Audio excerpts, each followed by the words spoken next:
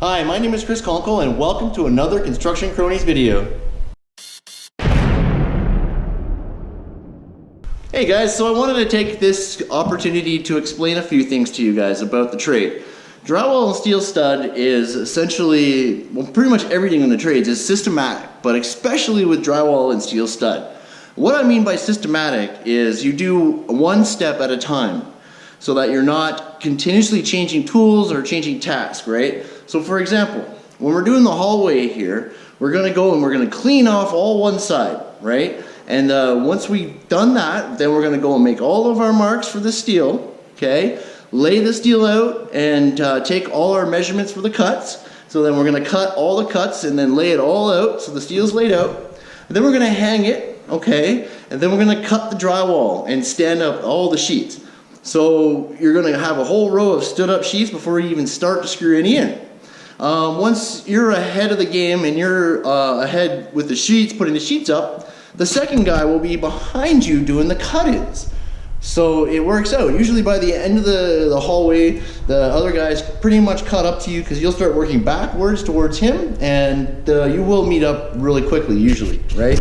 But yeah, I can't stress this enough. It is systematic. The quicker that you guys learn that, the more money you're gonna make. You're gonna make a lot more money in this business. As soon as you, I can't stress this enough. The trade is systematic, okay? And the sooner you guys realize that, the more money you'll make. What I mean is take your time. Do one step at a time, like I say in all my videos, right? So that you're not changing tasks, you're not changing fasteners, you're not changing tools, right? You're always, you know, it's like a machine here. You gotta think of it as a factory. How would a factory build it, right? And that's how you have to think as a drywaller. So yeah, I got everything cleaned up. Right, this whole one side's ready, cleaned up. I'm gonna make all my marks for the steel. I done all the 1/2 inch yesterday and whatnot, but we're gonna go ahead and we're gonna mark all of our boxes as well, right, up on the top, so we know where all our boxes and sprinklers are, okay, floor plugs, everything, okay? Mark it all at once so you don't miss anything. And then yeah, do all the steel and then all the drywall, okay? And same thing when you do the top layer. Lay out a bunch of 12s, get all your 12s ready, so when you're working with your partner, it's just boom boom boom, bada bing bada boom, it's done, right? So keep a close eye on how we do things in the videos. I know the videos are cut, right? So but you have to realize that we're going in a system, in a routine. It's a routine every time, right? So that's the thing with drywall. The more you do it, the more you're going to be able to plan ahead and think ahead and see what you have to do. You know, with that, when the first step that'll help you with, say, third or fourth step. Okay, it's all about that. And yeah, I got all the steel laid out. Okay, and I have it all laid out on the floor so that I know where to make my marks. You understand? So I marked a piece of angle here where the steel goes for centers. And now I lay the steel out first the whole way so that I know where to make my marks. You understand, right? I can hit them where they overlap, right? I can hit the centers and the ends of the steel, right? So simple little trick, okay? Just lay them out, and then you can get your cut-ins, okay? Right? And then you can come back once it's all laid on the floor, make your marks, and then you're ready to go to hang. Okay, so now I'm ready for the next step. I have all of the steel marked, right, with marker everywhere. I have all my boxes marked at the top. I got all the nails are out, everything's good to go. If you have anything like this firebox here, just add strips around it, all right, so that you don't have metal showing on the ends. And cut your res bar to end on either side. Yeah, dude, so we're ready to rock and roll here with the res bar. I'm gonna do this alone today, so just remember, yeah, don't forget to strip out all your doors and things like that firebox so that you don't see the steel ends, okay? And it's properly fire rated sealed. Alrighty, and make sure you go ahead and mark everything at the top.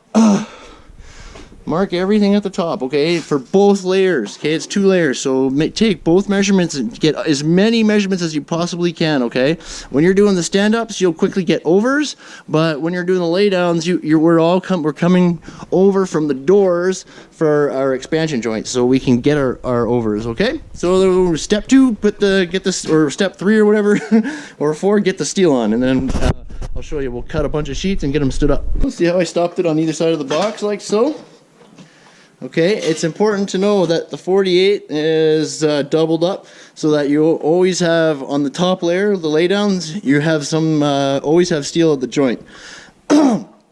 It's important to make sure that they always overlap on studs as well. Okay, never end them in the middle somewhere, because when you're screwing in your top layer, or even the first layer, but most importantly your second layer, the screws will push the steel back and you won't sink them. So it's important to always overlap them on the studs like that, okay? And yeah, now all the steel's on, the boxes are marked, nails are out, it's clean. I'm gonna start cutting and standing up sheets. I know the measurement, I've measured the whole wall. I'm gonna make all my cuts the same, so 88 inches is gonna clear the whole way. So I'm gonna rip a bunch of 8-footers, so I'm gonna take 8 inches off. I'm going to use my T-square. Put the T-square on the 8 and rip, okay? So I'm not pulling out my tape measure pencil, nothing like that. I'm not making any marks. I'm just ripping 8 inches, 8 inches, 8 inches. Okay, so I'm going to rip 8 inches, stand the sheet up. Rip 8 inches, stand the sheet up. Alright, get them all stood up, and then you screw them in. Alright, so mark your boxes, and then stand them all up, and then screw them in. Okay?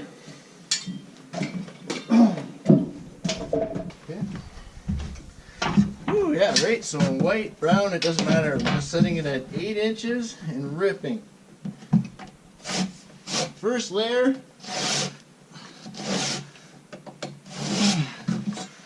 First layer, you gotta get on as quick as possible, but you want to do it as neatly as possible to set you up well for your top layer. Right? You want to make sure all your steel and everything is secure, ready for the top layer, the second layer.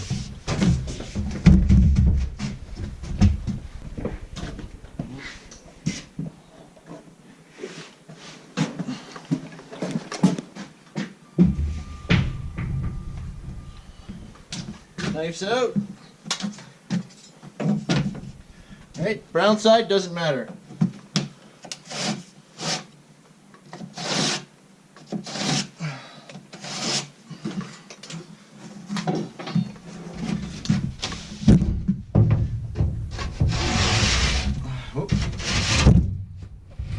The Olfa 25 millimeter.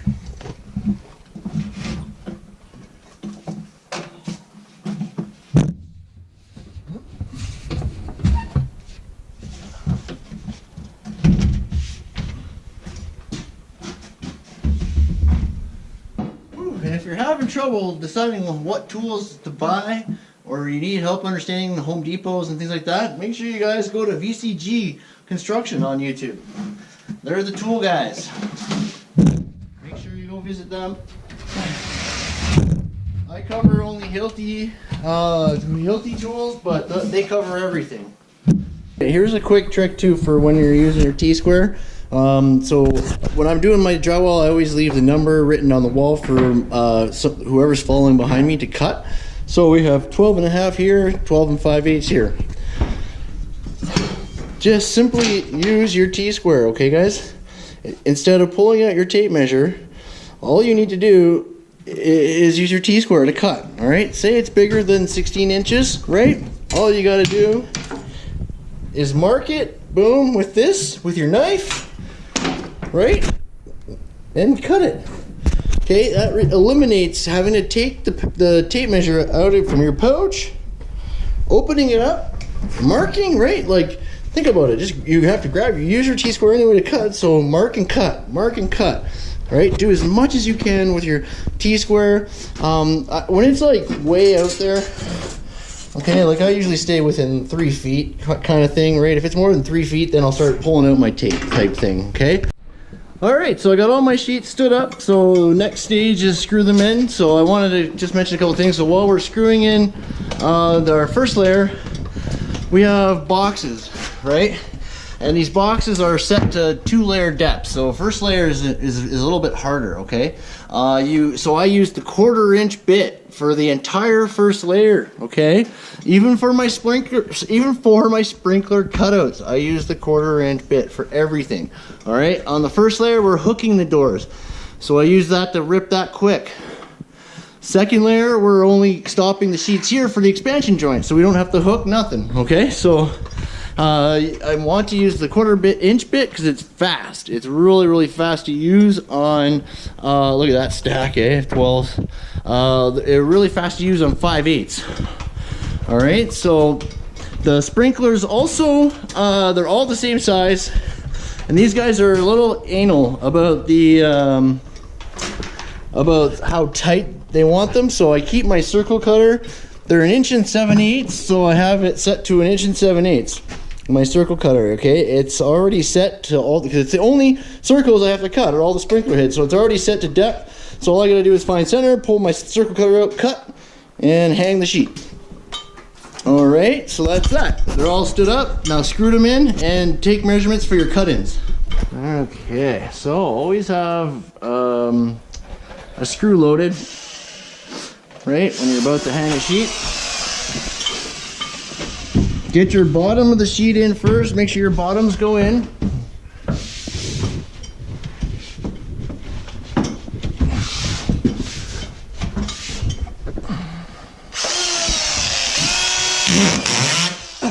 Alright. Now I got a screw in it, then I'm going to check it for level. Ooh, that's actually pretty damn good, eh? Boot it in a little bit that way. She's, man, okay.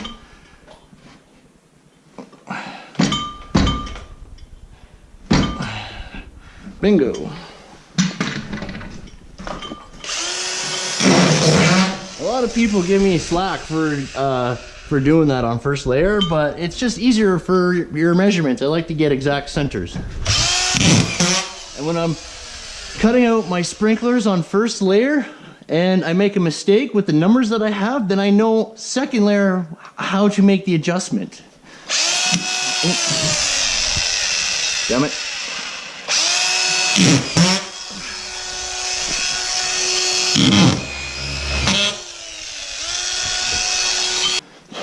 Score the back.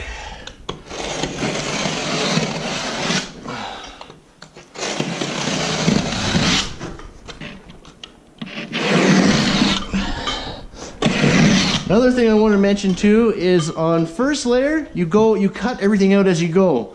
On second layer, okay, you cut your boxes out all at the end. You make sure you mark them and then cut them at the end. But first layer, I always cut as you go, so you don't miss anything for one.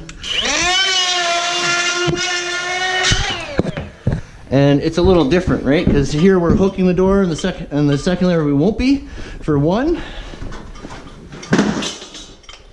Okay.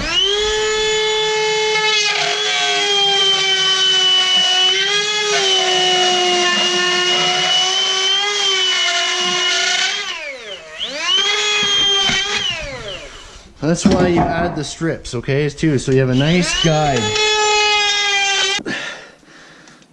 17 small.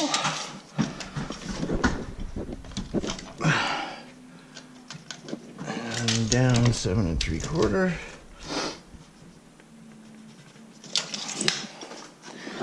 And the circle cutters are already there.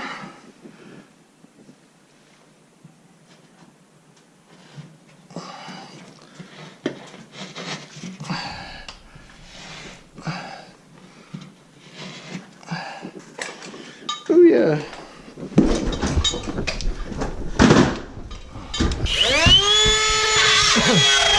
Oh. Shit. Oh, that's okay. It's first layer. But that's why I use the 3mm bit on top layer so that it's nice and neat.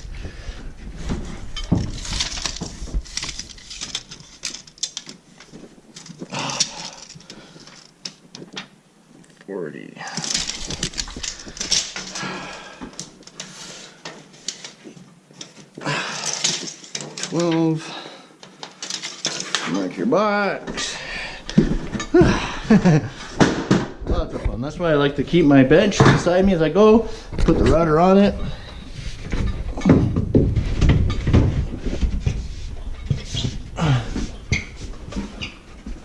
What's going on here?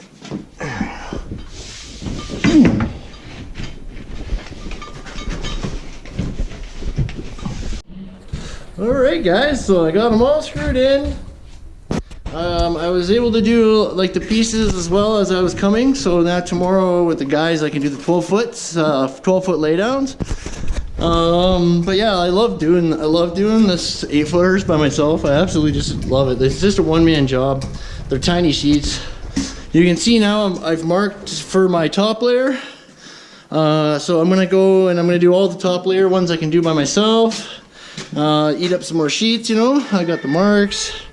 Yeah, so just like that, you know, it's a system. Everything's a system, guys, you know. Screw it in, or you know, all at once, and blah blah blah, right? Do everything at once. So what did we do? We marked all the steel. We laid, or no, wait. First we laid it all out, and then we took our measurements for our cut-ins, and then we marked it all. Then we put it on.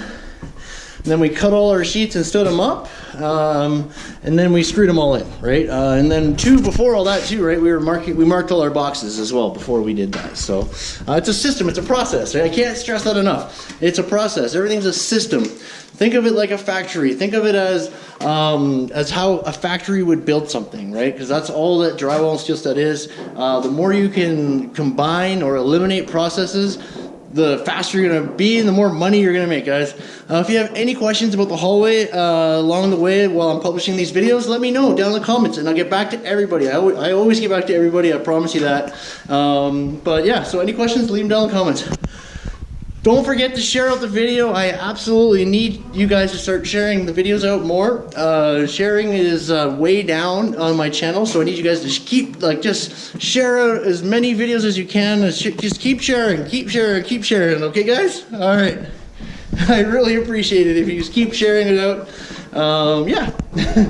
Okay, so be sure to watch out for the rest of the hallway videos. I'm gonna be breaking this hallway up into segments because it's just too much it would be too long of a video to do in one video.